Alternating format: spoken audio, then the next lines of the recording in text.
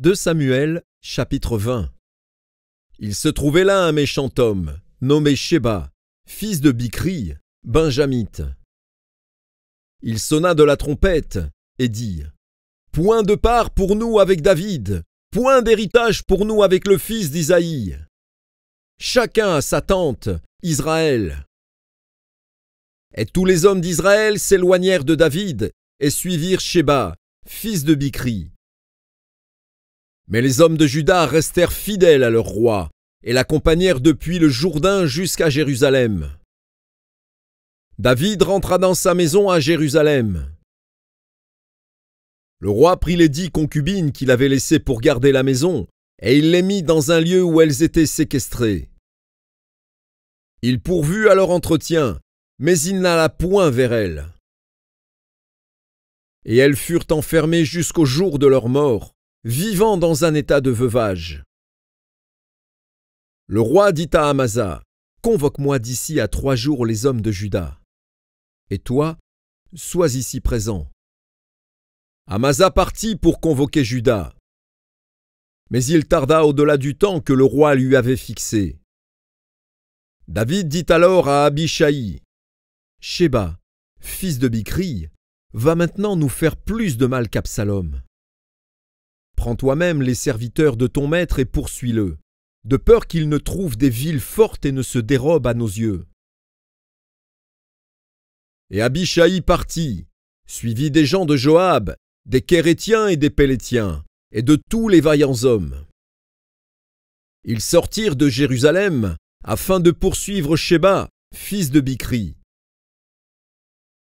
Lorsqu'ils furent près de la grande pierre qui est à Gabaon, Amasa arriva devant eux. Joab était ceint d'une épée par-dessus les habits dont il était revêtu. Elle était attachée à ses reins dans le fourreau, d'où elle glissa, comme Joab s'avançait.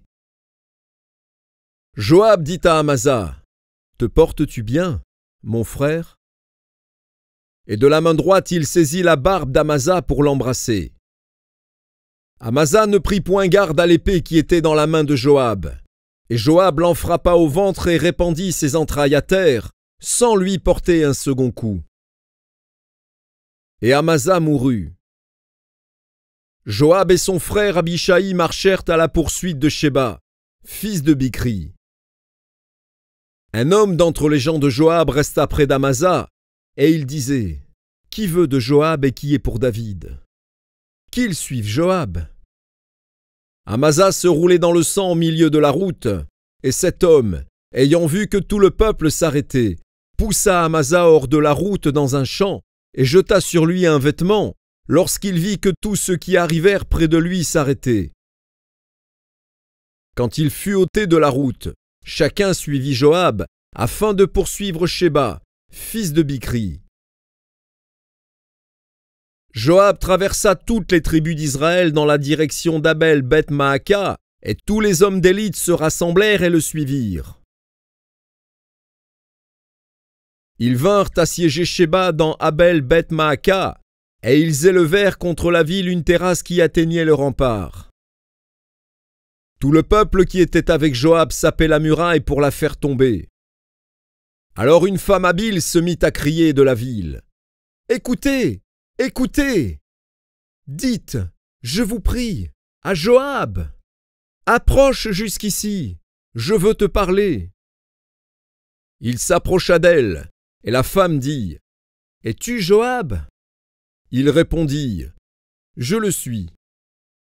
Et elle lui dit : Écoute les paroles de ta servante. Il répondit : J'écoute. Et elle dit : Autrefois on avait coutume de dire que l'on consulte Abel, et tout se terminait ainsi. Je suis une des villes paisibles et fidèles en Israël, et tu cherches à faire périr une ville qui est une mère en Israël. Pourquoi détruirais-tu l'héritage de l'Éternel ? Joab répondit : Loin, loin de moi la pensée de détruire et de ruiner. La chose n'est pas ainsi. Mais un homme de la montagne d'Éphraïm, nommé Sheba, fils de Bichri, a levé la main contre le roi David. Livrez-le, lui seul, et je m'éloignerai de la ville. » La femme dit à Joab, « Voici, sa tête te sera jetée par la muraille. » Et la femme alla vers tout le peuple avec sa sagesse. Et ils coupèrent la tête à Sheba, fils de Bichri, et la jetèrent à Joab. Joab sonna de la trompette. On se dispersa loin de la ville, et chacun s'en alla dans sa tente. Et Joab retourna à Jérusalem, vers le roi. Joab commandait toute l'armée d'Israël. Benaja, fils de Jéhojada, était à la tête des Kérétiens et des Pélétiens. Adoram était préposé aux impôts. Josaphat, fils d'Achiloud, était archiviste. Shéja était secrétaire. Tsadok et Abiatar étaient sacrificateurs. Et Hira de Jaïr était ministre d'État de David.